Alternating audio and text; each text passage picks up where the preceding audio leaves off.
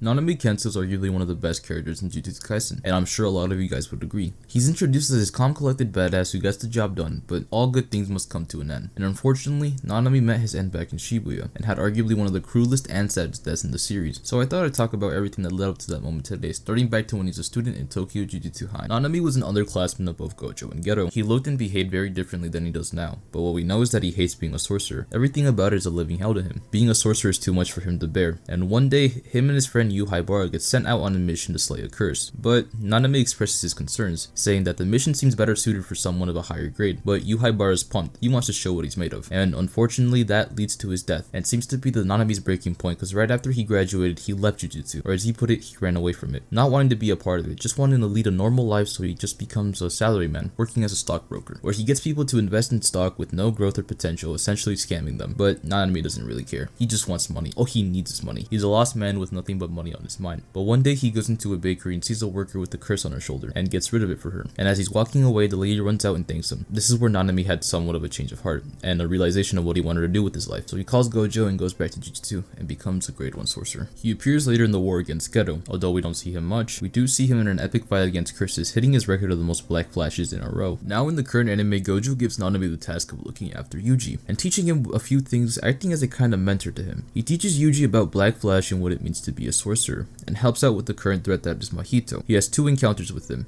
We see the first time that he completely outclasses Mahito and even lets him live after severing his leg. The second time Nanami fights him, he's still beating him, but Mahito learns how to use domain expansion and traps Nanami, and he just accepts this is probably the end for him. He reminisces about his life, but is happy and has no regrets. Thankfully though, Yuji's able to break him out and he lives to see another day. All this leads up to the Shibuya incident. Nanami arrives in Shibuya and immediately goes out to help other people. He runs into Nobara in her fight against Shigemo and gives her a hand. And one of my favorite panels is when Shigemo goes to kick Nanami and it's just a stone wall. He even says like it's not even kicking a person. Nanami proceeds to beat the shit out of Shigemo, not even giving him the chance to fight back, absolutely destroying him. And once that's done, he tells Nobara to stay back and be careful, that he's gonna go help the Zenin group in their fight. Once he joins up with the Zenin group, they run into the cursed Dagon, and it seems like a really easy fight, but as it turns out, it's not, and they get trapped in his domain expansion, and they're pretty much screwed since no one, not even Nanami, can use domains to counter. Nanami gets especially messed up in this fight, having half his face ripped off, but luckily Toji and Megumi were able to save them and get them out of the domain. But right after, Jogo shows up, not even letting Nanami catch his breath, attacks him with his flames,